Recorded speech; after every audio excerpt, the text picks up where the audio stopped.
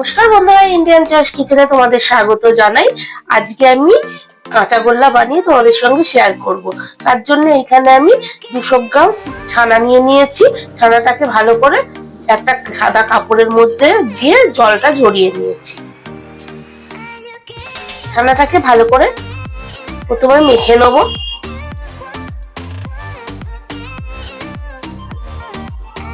মেখে নিয়ে এবারে দুটো ভাগে ভাগ করে নেব।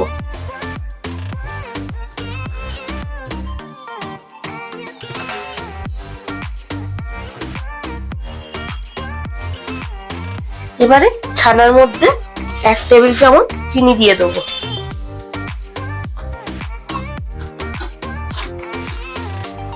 দিয়ে ছানাটাকে ভালো করে ফেষে নিতে হবে।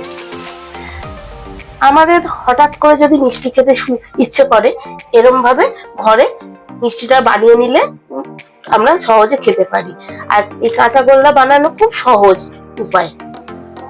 আমি তো মিষ্টি খেতে ভীষণ ভালোবাসি। কারা কারা মিষ্টি প্রেমী তারা আমাকে কমেন্টসে কিন্তু জানিও, তাহলে আমি আরো মিষ্টির রেসিপি নিয়ে তোমাদের কাছে আসবো। চিনিটা দিয়ে ছানাটাকে ভালো করে একটু হালকা হাতে এরকম ভাবে ফেষে নেবো।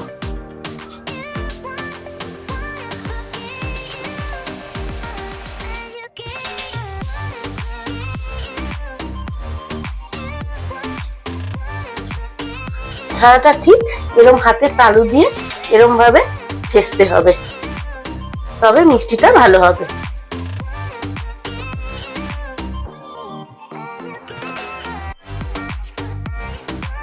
ছানাটা এরকম ফেষে নিলে বোঝাই যাবে এরকম মিহি হয়ে যাচ্ছে আর খুব নরম হয়ে যাচ্ছে, তখনই বোঝা যাবে ছানাটা ভালো করে ফেষা হয়ে গেছে।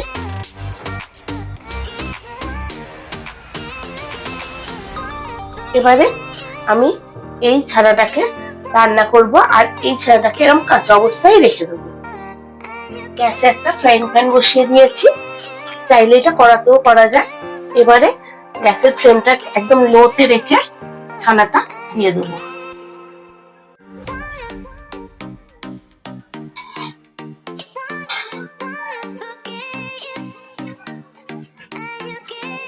ভালো করে ছানাটাকে পাক দিয়ে দিতে হবে। প্রথমে 2 মিনিটের মতো ছানাটাকে এমনি পাক দিয়ে নেব। এবারে ফ্লেমটা মিডিয়ামে করে দেবো, দিয়ে ছানাটা পাক দিয়ে নেব।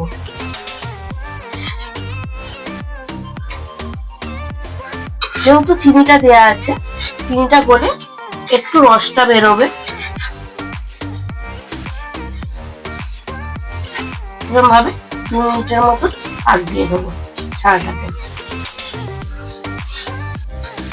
দেখাই যাচ্ছে চিনিটা গুলে কতখানি এটা রস রস হয়ে যাচ্ছে। এটা একবারে একটু রসটা টেনে নিতে হবে। 2 মিনিট হয়ে গেছে। এবার গ্যাসের ফ্লেমটাকে একদম সিমে করে দেবো, করে এর মধ্যে একটু কনডেন্স মিল্ক দিয়ে দেবো। এর বদলে যাদের কাছে থাকবে না কনডেন্স মিল্কটা, তারা গুঁড়ো দুধও দিতে পারো।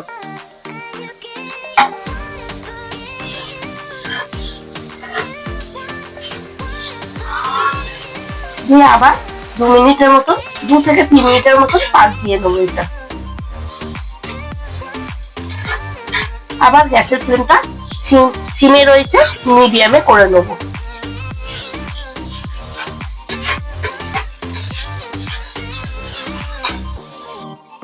এবারে পাকটা হয়ে গেছে। যখনই দেখবে যে ছানাটা এরকম ভাবে উঠে আসছে আর পাতের সঙ্গে লেগে থাকছে না, তখনই বোঝা যাবে পাকটা হয়ে গেছে। এবারে গ্যাসটাকে আমি অফ করে দেবো। এবারে ওই থালার মধ্যে এই পাকটা ঢেলে এই গরম গরম অবস্থায় এই ছানাটার সঙ্গে এই ছানাটাকে ভালো করে মিশিয়ে দিতে হবে,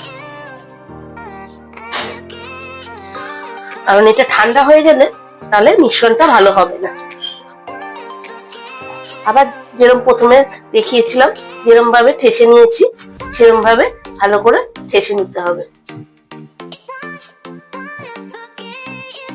ছানাটা ঠাসার সময় 2 ফোঁটা মতন গোলাপ জল দিয়ে দেবো। এটা গোলাপ জলটা দিলে ছানার একটা কাঁচা গন্ধ এটা ছাড়ে না, আর পুরো মিষ্টির দোকানের মতন খেতে লাগে।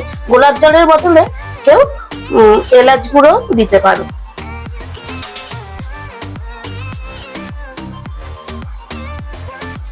এবারে ভালো করে ঠাসা হয়ে গেছে, এবারে গোল গোল করে কাঁচা গোল্লা শেপ দিয়ে দেবো।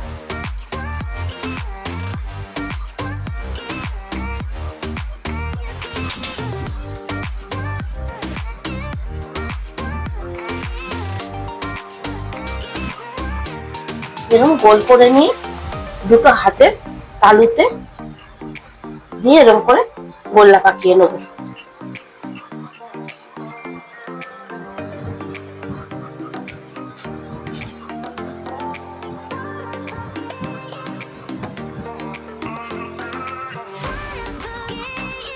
চেষ্টা করতে হবে সব সাইজগুলো যেন সমান হয়।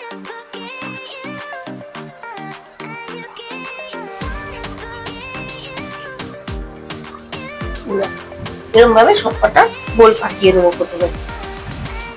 এই দেখো 200 গ্রাম ছানায় আমার 6টা মিষ্টি তৈরি হয়েছে। এবারে এইগুলো গোল পাকানো হয়ে গেছে, এর উপরে আমি একটা করে গোলাপের পাপড়ি দিয়ে দেবো, তাহলে দেখতে খুব সুন্দর লাগবে আর পুরো মিষ্টির দোকানের মতন লাগবে। এর বদলে কেশরও দেওয়া যায়। তোমাদের যদি আমার এই রেসিপিটা ভালো লাগে অবশ্যই একটা লাইক কমেন্ট শেয়ার করো। যারা আমার চ্যানেলটাকে এখনো সাবস্ক্রাইব করোনি তারা সাবস্ক্রাইব করো, আর যারা ফেসবুক পেজে দেখছো তারা ফেসবুক পেজটা ফলো করো। সবকটাকে এরকম ভাবে সুন্দর করে সাজিয়ে নেবো। আমার এখানে 200 গ্রামের যেরকম 6টা হয়েছে, তোমরা তোমাদের পরিমাণ মতন ছানাটা নিয়ে নেবে।